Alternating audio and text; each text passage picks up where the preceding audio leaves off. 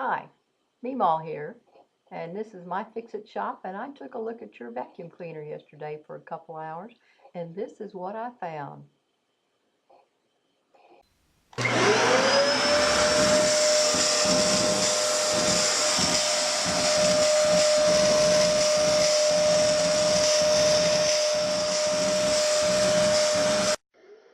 After turning the vacuum on, it was obvious that there was a rattling noise coming from it, and there wasn't very much suction. So I had to unplug it from the wall, turned it upside down after removing the canister, and when I turned it upside down, quite a bit of pebbles and dirt and stuff fell out. And there wasn't too bad, but it was probably enough to clog the vacuum intake also. I looked at the floor assembly and took off the sole plate from those three yellow screw type tabs that you just twist. And the brush was fairly clean, but had a lot of string and threads wound around it. And the sole plate was dirty.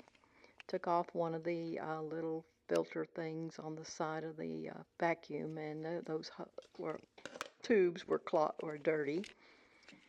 And the filter, the sponge filter, is on the side of the motor there, and took it off, and when I pulled out the filter assembly from its holder, you could tell on the other side just how much dirt was clogged on there, and that was most likely the problem with the vacuum suction.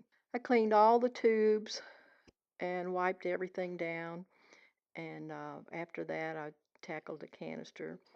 I took the top piece off of the canister, which probably shouldn't have done, but it has 3 Torx screws, size T, 15 or 16. You can take those off. It was quite dirty in there and would definitely have to been washed off.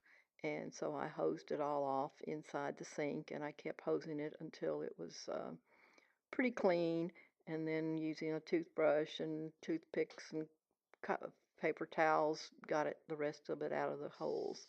And this had to dry for a couple of days. The sponge was very, very dirty. The sponge filter was very dirty. I cleaned it, rinsed it out. It needs to be rinsed out about every 6 months.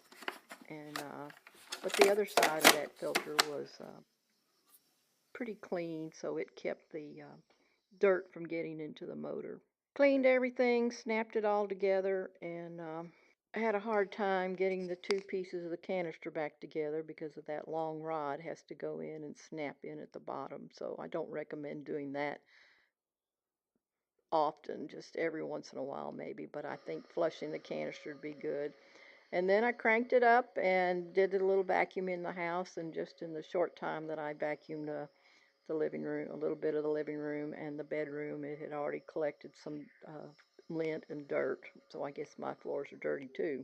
You can see that it's definitely working, and I think it'll quite a bit more use out of it. Have fun. I really had fun taking it apart, putting it back together too.